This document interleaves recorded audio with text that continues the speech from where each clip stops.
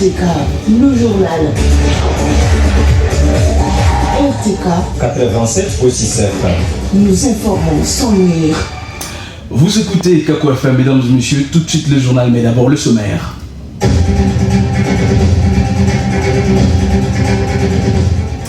Les acteurs de la société civile des hommes sous équipation bien 23 ne sont pas convaincus du mécanisme de vérification conjoint renforcé ad hoc lancé à Goma depuis hier. Ce mécanisme renferme l'ambiguïté selon ces acteurs sociaux. Jean-Claude Bambanzé, notre invité, est assuré dans ce journal. Chose promise, chose faite. Alors, le ministre des Finances en République démocratique du Congo, Doudou Fwamba, a versé le lundi dernier 58 millions de dollars américains aux pétroliers au titre de manque à gagner causé par la subvention de l'État. Et enfin, Donald Trump est le 47e président des États-Unis d'Amérique. Il a battu Kamala Harris aux élections qui se sont tenues hier, 5 novembre 2024. Mesdames et messieurs, c'est tout pour le sommaire. Fiston et c'est moi, mais je suis bel et bien devant ce micro. Un journal qui est mis en onde par Aurélie Moussanda. Bienvenue à tous.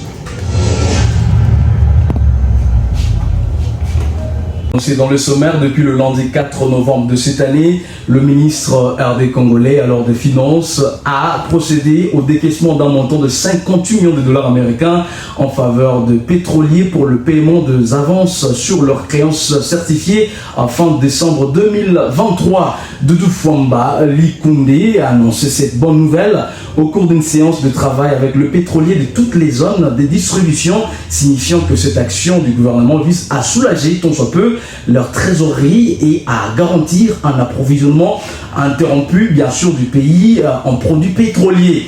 Et ce, renseigne une dépêche de la cellule de communication du ministère des Finances en attendant l'aboutissement du processus de mobilisation des fonds auprès de banques pour apurer le perte et manque à gagner causé par la subvention de l'État.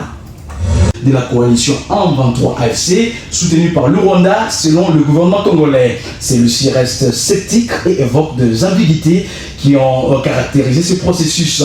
Dans une interview nous accordée ce mercredi 6 novembre, cet acteur social et défenseur des droits de l'homme a plutôt exigé des sanctions contre toutes les parties qui violent le cessez-le-feu et le retrait immédiat de tout le militaire rwandais du territoire congolais. Nous l'écoutons ici dans ce propos recueilli par Prosper Bourreau. On nous amène encore un mécanisme ad hoc qui vient encore dire voilà, et bien c'est surveiller l'application du cessez-le-feu, pendant qu'en réalité on était supposé ne plus avoir des militaires rwandais sur le sol congolais et c'était supposé que de l'armée rwandaise. Cela s'explique par la fermeture du couloir humanitaire pour plusieurs organisations, la sécurité grandissante dans ces zones sous contrôle de l'ennemi met en danger la population locale. D'après Jim Liseki, directeur de l'organisation Agriterra en République démocratique du Congo, le gouvernement congolais doit agir pour restaurer l'autorité de l'État sur toute l'étendue du territoire national. Et puis en justice, c'est pas tricher, nous poursuivons avec cette session d'information. Les travaux des états généraux de la justice ont débuté ce mercredi à Kinshasa. Ces travaux qui visent, entre autres, d'après le ministre de la Justice, à apaiser les tensions de la société sous le thème « Pourquoi la justice congolaise est-elle qualifiée de malade ? Quelle thérapie face à cette maladie ?» Ces assises prévues du 6 au 13 novembre connaîtront la participation de plus de 3500 acteurs venus de toutes les provinces et de toutes les composantes de la justice.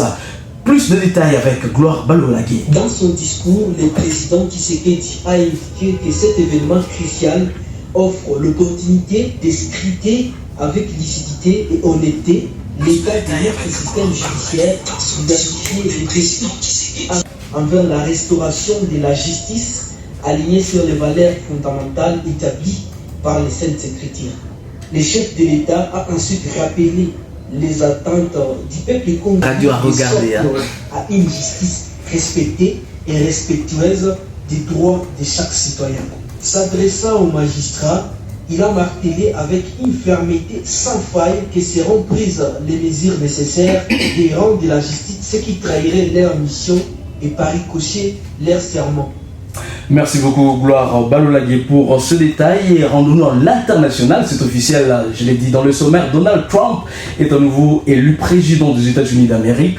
Son retour à la Maison-Blanche devrait remodeler la politique étrangère des États-Unis, promettant des changements potentiellement radicaux sur de multiples fronts, alors que la guerre de l'incertitude s'empare de certaines parties du monde. Au cours de sa campagne, Trump a fait de grands engagements politiques, souvent sans détails précis, fondés sur les principes du non-interventionnisme alors et du protectionnisme commercial, ou comme il le dit lui-même, de l'Amérique d'abord. Sa victoire signifie l'une des plus importantes perturbations potentielles de l'approche de Washington en matière d'affaires étrangères au milieu des crises parallèles depuis de nombreuses années. À présent, l'invité du journal.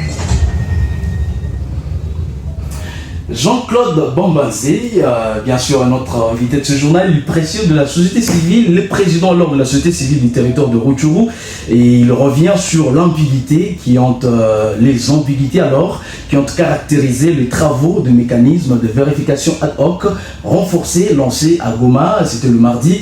Il s'entretient ici avec Prosper Bourreau. Monsieur Jean-Claude Bambanzé, bonjour. Bonjour, monsieur le journaliste. Il y a eu lancement des travaux du mécanisme.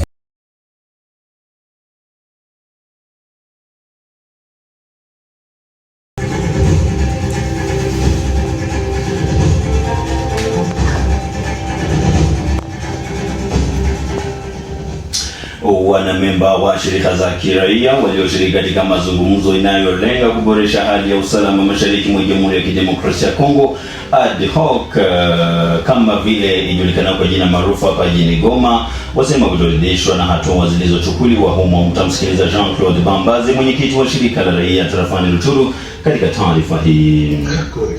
Na waziri wa fedha wa Jamhuri ya Kidemokrasia ya Kongo ametoa kiasi cha dola 58,000 za Kimarekani kwa kampuni za mafuta kwa ajili ya malipo ya awali na madai yao yaliyohakikishwa hadi mwisho wa Disemba 2023.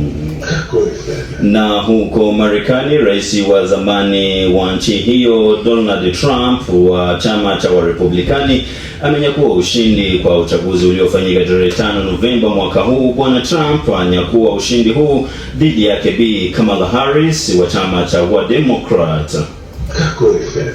Taarifa hizi za habari za wekwa angani naye Already Musanda. Kwa utangazaji ni mimi Jimmy Shukrani Bakomera nikiungana na mwenzangu Patience Ngorora. Hujambo Patience?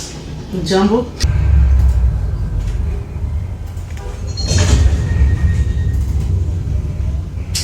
Mara tena karibu na ujanzia kwamba vijana wanaharakati wa haki ya hewa wapaza sauti yao juu kwa ajili ya maandalizi ya mkutano wa kimataifa ujulikanao kwa jina maarufu COP muhula wake wa 29 ambao utafanyika tarehe 11 Novemba mwaka huu mjini Baku katika nchi ya Azerbaijan barani Ulaya.